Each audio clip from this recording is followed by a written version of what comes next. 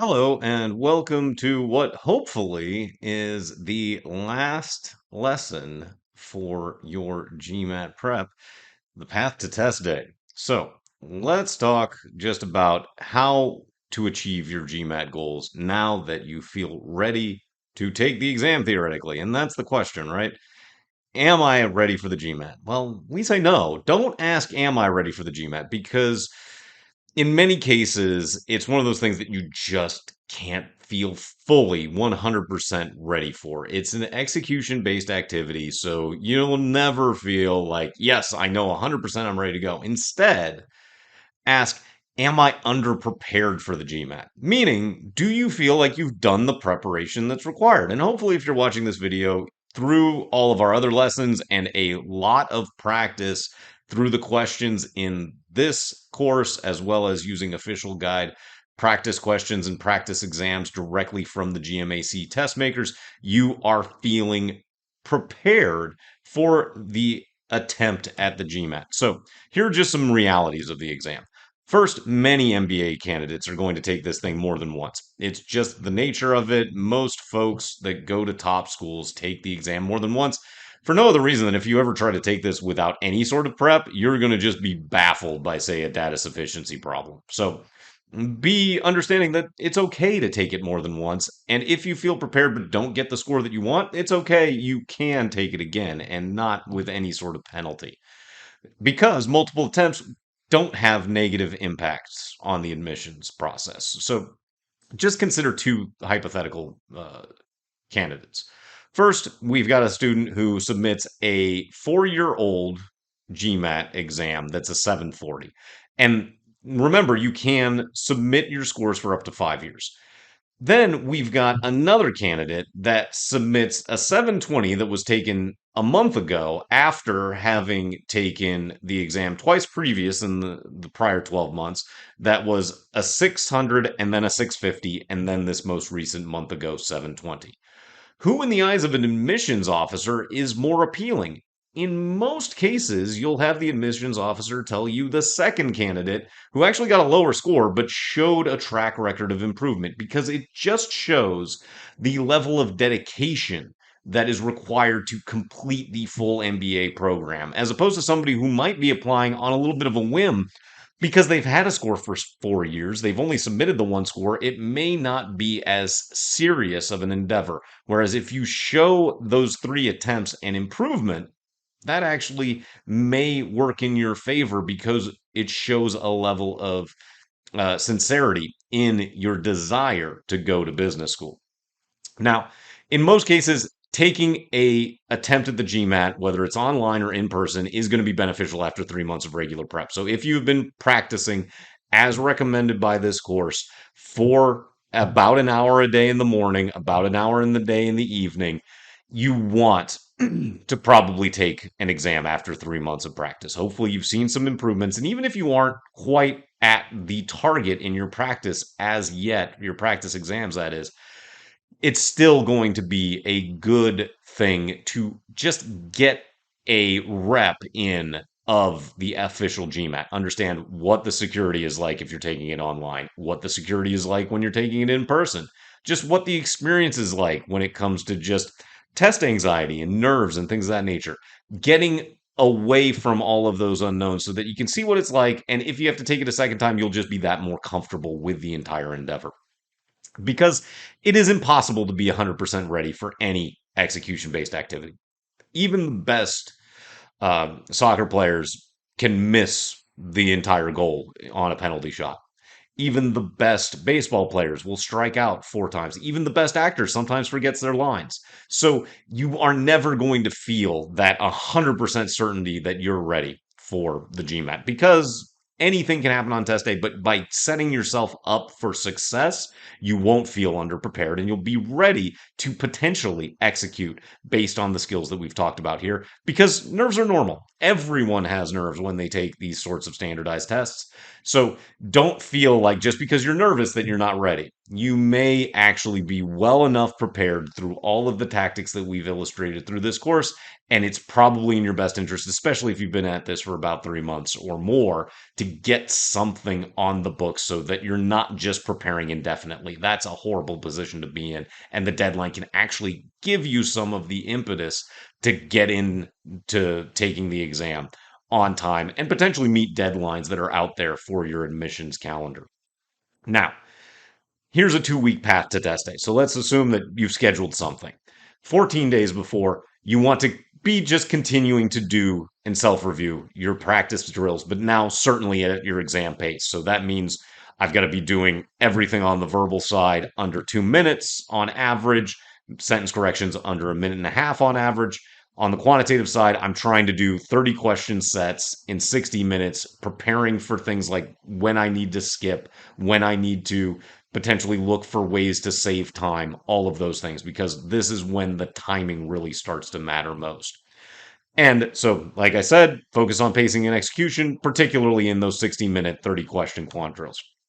Now, that's daily up until about 5 or 7 days before. And you've got to make sure that this is on a day when you've got enough time, but you're going to want to do and self review your final practice exam before the test day. You cannot cram, so you want to take this final practice exam with a little bit of time left so that you've got enough time to review it, because you can't overemphasize that final result, good or bad. You kind of want to average it out against other results that you've seen recently, because you hopefully have seen a floor that's set that tells you that you're within range of your target. So don't overemphasize the result, but definitely allow yourself enough time, meaning a few days in advance, to review everything so that even if you get a result that's not quite up to the standard that you're hoping, you can review it and go, okay, I see exactly where I made my mistakes. I forgot that approach for the rate problems, or I forgot that I have to pay attention to my modifiers in the sentence correction.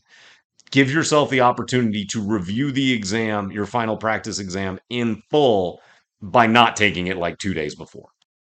So then, 3 days before, these are going to be your final new practice drills. You want to give yourself that break. You don't run a marathon the day before the marathon. So don't cram a whole bunch. 3 days before is your final new practice. 2 days before is going to be you reviewing all of your past notes, any final practice drills, and all of your past lessons for content and process reminders, because we don't want anything new. So just finish out your practice drills from the most recent days and feel confident in everything that you've done to that point. And a day before, this is the big piece: rest. Nothing new, no real review. Try to not fixate on the exam. But if you are taking the online exam, confirm your technical and logistical specifications the day before. So make sure that you've got the most up-to-date software that's required by the test. All of these things will be available through MBA.com as dictated and outlined by emails that you should have with the GMAC as part of your registration process for the online exam. So on test day, if you've got the at-home online administration, eat a meal no more than 90 minutes prior to the scheduled start time. One of the things that I am just a big believer in is if you're hungry, you're going to cut corners. So if your exam is at 11 in the morning, do not have breakfast at 6 in the morning and nothing until 11, because you will be starving by the start of the second section and it's going to impact your results. So make sure that you eat something no earlier than 90 minutes before. Then you'll have to prepare your exam environment. So all of these logistics are outlined on MBA.com, but you basically have to clear your desk, clear your walls, make sure that your computer is connected to the internet, make sure that all of the software is downloaded. Do that with plenty of time in advance, about 60 minutes before the scheduled start time.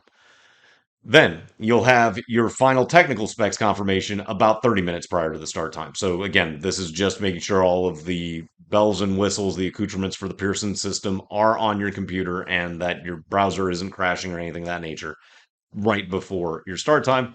Then review just recently completed problems, because you're going to be on the same computer that you were practicing on, or complete some mathaids.com calculation drills as a warm up just in that 15 to 30 minutes before you start. So once the final technical specs are done, just pull up most recent Wiley stuff, just review practice problems and say, yes, I know how to do these things. Get your mind in that quantitative space, probably most likely, or just print out or on your computer, run some manual calculation drills, things like the multiplication tables or just long form multiplication, some of those common tricks that we can remember, things like 90 times 19. Well, I know that 90 times 10 is 900, times 2 is 1800, and then I just have to subtract 190 to get to 1710 as being 90 times 19. So again, just get the mind limbered up.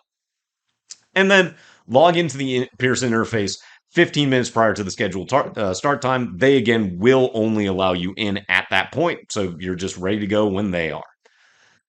Then, for the in person administration, same general idea. Whether you have to go somewhere or do it at home, eat no more than 90 minutes prior to the scheduled start time. And in most cases, I tell folks to do it close to the testing center, depending on how far you have to commute to reach the testing center.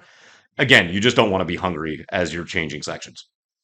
Also, dress in layers to prepare for different indoor temperatures. You are not going to be in control of the climate if you're at a testing center.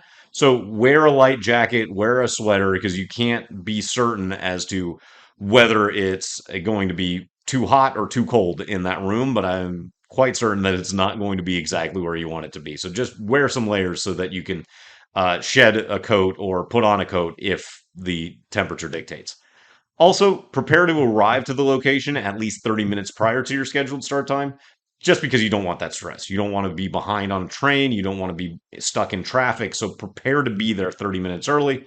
And again, just print out or have it on your cell phone a couple of Math Aids practice worksheets as a warm up while waiting. You also can print out some of the presentations from this course if you'd like to have something that's just handy. For instance, even this presentation to read through while you're waiting for the testing environment to be prepared for you on site. So then, just some exam day tips once you're in the test. First, stick to the script. Do not change your section order on test day. This seems really simple, but I've definitely had students tell me that things went awry because they decided at the last second, hey, I actually want to try the verbal first. Don't do that. Whatever your standard has been, stick to it. That there is no indication at all that any particular order is better or worse. It's really just a personal preference thing, but do not change. That's the only way it's ever had any sort of market impact. Then, always be asking, of course, am I progressing to a solution? And be prepared to guess and move on as soon as you're stuck. Don't keep banging away at a problem in the exact same way, expecting the outcome to change. So, as soon as you get stuck, as in, I can't make a progression, guess and move on. Also, force yourself and hold yourself to one reread of any question before you have to decide to guess and move on. You can't just keep rereading the same stimulus, the same passage, the same question over and over and over again, hoping that it will give you new information. It never does, and you have to limit yourself to just that one reread before, again, look to eliminate, estimate, guess, and move on. And deliberately address each question as you start to avoid careless shortcuts. This is incredibly important. Under the pacing and the just time stress, people start to get away from all of the processes, writing out your answer choices, skipping to the end of the problem solving question to figure out what you're being asked for, reading the question stem first before addressing the prompt on the critical reasoning. So don't cut corners. Instead, just focus on the process and make sure that you don't do things differently than you had been in the practice that got you to a position where you said, I'm not underprepared for today.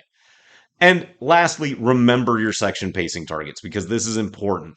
So for the quantitative section, remember to check after 10 questions, am I plus or minus 38 minutes remaining? After 20 questions, am I plus or minus 18 minutes remaining? Remember, you will have to pick up pace as the section goes on, but you just want to look at those points as opposed to checking the clock constantly because clock watching will just distract you and make you commit unforced errors. Then for the verbal section, of course, it's going to be somewhere between 40 to 44 minutes left after 12 questions, somewhere between 24 to 20 minutes left after 24 questions, but it is predicated based on the question type. So sentence corrections, you've got to average under a minute 30 each. For reading comprehension, you want to average under 2 minutes each. And for critical reasoning, average around 2 minutes each, because again, these ones require the most attention to detail, but at the same time, remember that critical reasoning are also the question types that you want to skip most proactively if you fall behind in your pace at any point in the verbal section. So, with all of these tips, you should feel ready to uh, to move towards your test day and execute on your official GMAT. Good luck.